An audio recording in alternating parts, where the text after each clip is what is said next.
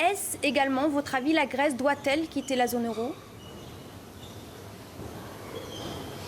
Je croyais que l'euro c'était pour l'éternité.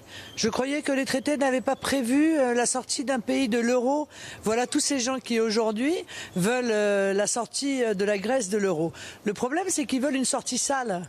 Ce que les économistes appellent une sortie sale, c'est-à-dire une exclusion de la Grèce de la zone euro comme une sanction à l'égard du peuple grec parce qu'il aurait refusé les politiques d'austérité. Moi je pense que la Grèce s'en sortira beaucoup mieux sans l'euro qu'avec. Mais que cette sortie doit se faire de manière concertée, de manière organisée sur le moyen terme. Or, ça n'est évidemment pas ce que veulent les dirigeants politiques français et les dirigeants européens.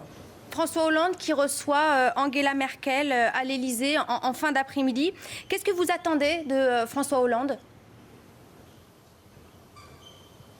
Moi, j'aurais attendu d'abord que le président de la République ait quelque chose à dire, parce que j'avoue que la vision, une nouvelle fois, d'un François Hollande, d'un président de la République française qui attend de rencontrer la chancelière allemande pour avoir l'autorisation de dire quelque chose, je trouve ça scandaleux. Ça démontre qu'une fois de plus, la France n'est plus un pays souverain, qu'en réalité, il est une forme de sous-préfet, non pas seulement de l'Union européenne, mais un sous-préfet allemand qui attend ce qu'il doit dire, qui attend l'autorisation de le dire de la part de la chancelière allemande. Il n'a pas de pensée, François Hollande. La France n'a pas de vision sur ce qui est en train de se passer. Il n'a pas de proposition à faire.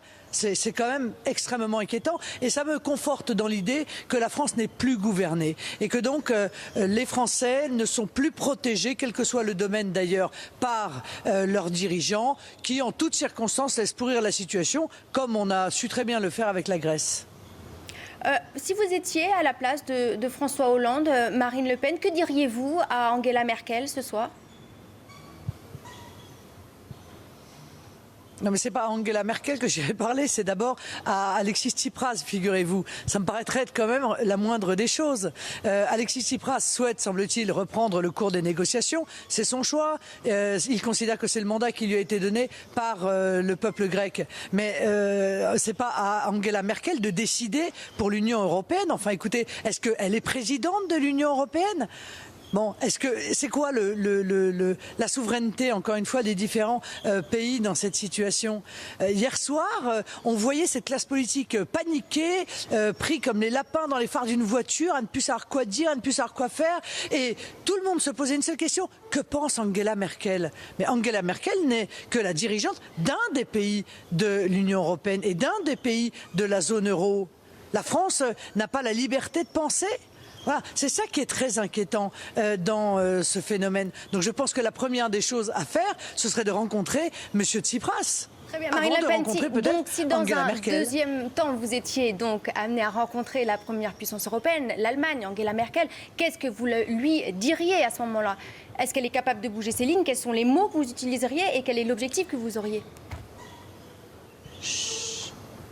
Je lui dirai ce que je lui ai dit depuis déjà longtemps. L'Allemagne se fera haïr si elle continue à imposer une politique d'austérité, une boucherie économique et sociale aux différents pays de la zone euro. L'Allemagne finira par se faire haïr. Et comme je l'avais prévu il y a plusieurs mois déjà, les peuples se rebelleront contre cette politique qui est non seulement une politique de souffrance pour eux, mais qui de surcroît est une politique inefficace sur le plan économique puisque cette politique menée en Grèce pendant 5 ans n'a pas résolu le problème de la dette, elle l'a même aggravé.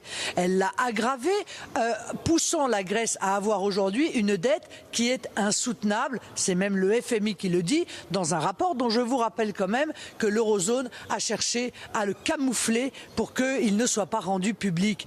Il est là le fondement du problème. L'euro est-il divisible de l'austérité ? Réponse non. C'est pour ça que je l'ai appelé l'eurostérité, parce que si l'on veut conserver l'euro à tout prix, alors on a l'austérité pour l'infini. Et moi, je ne veux pas cela pour mon pays. C'est pourquoi je propose une sortie organisée, concertée, un constat d'échec de cette monnaie unique et une sortie organisée et concertée avec l'ensemble des pays de l'eurozone, en conservant l'euro comme monnaie commune, mais en abandonnant l'euro comme monnaie unique.